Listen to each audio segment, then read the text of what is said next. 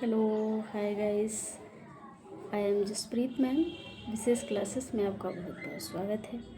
जैसा कि आप सभी जानते हैं, हम अपने ग्रामर पोर्शन के पार्ट ऑफ स्पीच में आर्टिकल टॉपिक क्लियर कर रहे थे आपको।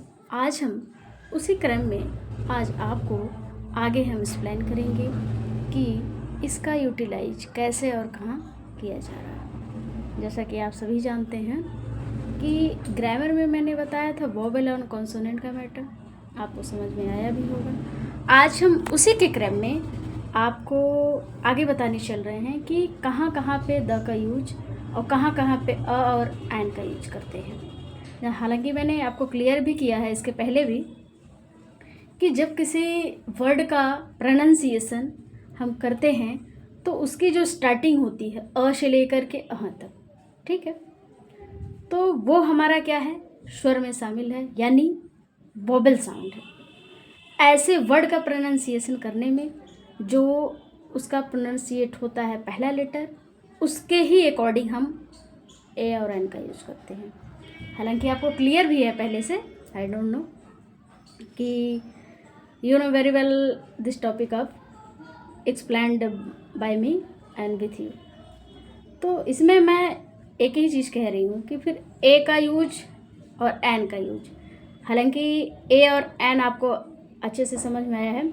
इसी क्रम में हम आगे आज बढ़ रहे हैं कि जब यूनिवर्सल फैक्ट होता है, यानी यूनिवर्सल फैक्ट होगा तो singular SCN singular countable noun के साथ भी हम यूजली ए का यूज कर लेते हैं। जैसे a cow is useful animal. Cow ये कैसा है, यूज़फुल एनिमल है, ये यूनिवर्सल है, 100% बात ठीक है। और दूसरा अ बेगर कैन नॉट बी चूजर, ये भी यूनिवर्सल ट्रूथ है, इसलिए यहाँ पे अ लगेगा। क्या लगेगा, अ बेगर एंड अ काउ। ओके, उसके बाद हम आगे के क्रम में बढ़ते हुए डिफिनिट आर्टिकल का इस्तेमाल करना आज हम आपको बताएंगे, ठीक है। आइए देखते हैं कैसे। आपको हालांकि क्लियर भी है कि एक जगह बताया जाता है कि जब ऐसी भी चीज़ें भी होती हैं जहाँ पे यूनिवर्सल की बात की जाए या any how specific place and things की बात की जाए तो वहाँ पे द का यूटिलाइज हम कर लेते हैं, ठीक है। जैसे द अमर उमर जाला, द हिंदुस्तान, द रिवर। कोई डिज़र्ट हो उसके भी सामने हम द का यूज करते हैं, जैसे द थार, ठीक है, ये एक मरुस्थल है, इसके सामने द। कोई न्यूज़पेपर है उसके सामने भी हम लगा सकते हैं। कोई स्पेसिफिक प्लेस है या कोई मोनूमेंट्स है जिसे बोलते हैं स्मारक हो, वहाँ भी द का, जैसे द ताजमहल, ठीक है, आपको क्लियर होगा। तो ऐसे ऐसे हम करके यूटिलाइज एक एक करके सीखेंगे, ठीक है। तो आपको इतना समझ में आया होगा।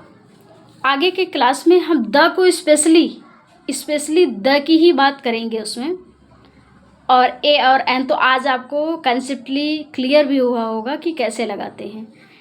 ए जितने भी short form of the verb होते हैं वो हमेशा ऑलमोस्ट वहाँ पे एन ही लगता है, जैसे MLA, INMLA, MBA, MCA, ये शॉर्ट फॉर्म, लेकिन एक्सेप्शन तो हर फील्ड में है, ठीक है।